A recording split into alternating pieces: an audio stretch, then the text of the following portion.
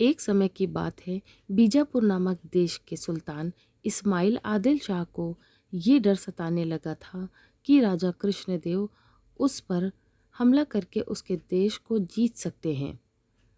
सुल्तान ने कई जगह से सुन रखा था कि राजा कृष्णदेव ने अपने साहस और वीरता से कई देशों को जीतकर अपने राज्य में मिला लिया है। इस बारे में सोचते सोचते सुल्तान के दिमाग में ये ख्याल आया कि अगर उसे अपना देश बचाना है तो राजा कृष्णदेव की हत्या करवानी होगी।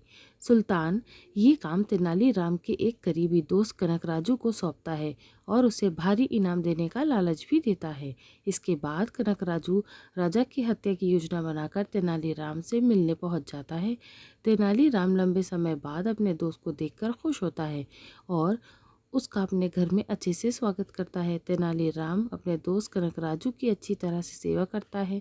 कुछ दिनों के बाद जब तेनालीराम किसी काम से घर से बाहर जाता है तो कनकराजू राजा कृष्णदेव के पास तेनालीराम का संदेश पहुंचाता है कि अगर आप इस वक्त मेरे घर आएंगे तो मैं आपको अनोखी चीज़ दिखाऊंगा। ये चीज़ ऐसी है जिसे आपने कभी नहीं देखा होगा। संदेश पढ़कर राजा तुरंत तेनालीराम के घर पहुंच जाते हैं। घर के अंदर जाते समय राजकृष्णदेव अपने साथ कोई हथियार नहीं लेकर जाते हैं और सिपाहियों को भी बाहर ही रुकने का आदेश देते हैं।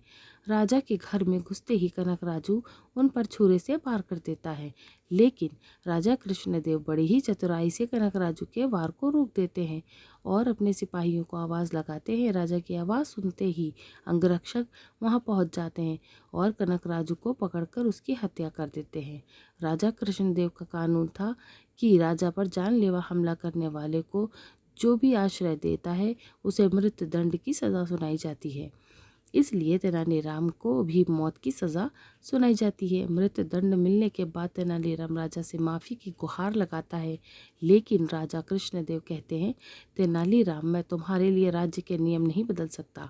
तुमने उस व्यक्ति को अपने घर में रहने दिया जिसने मुझे मारने की कोशिश की थी, इसीलिए मैं तुम्हें क्षमा नहीं कर सकता। लेकिन तुम्हें किस तरह की मृत्यु चाहिए ये निर्णय मैं तुम पर छोड़ता हूँ।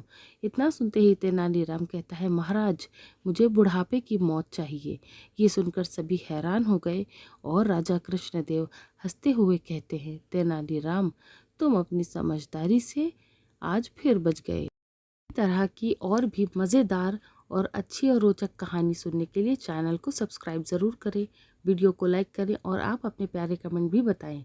तो इस कहानी से सीख, चाहे जितनी बड़ी मुश्किल की घड़ी हो, लेकिन अगर समझदारी से काम लिया जाए तो हर समस्या का हल निकल सकता है। तो कहानी अच्छी लगी हो तो ज़रूर आप लोग मेरे चैनल को सब्सक्राइब करें।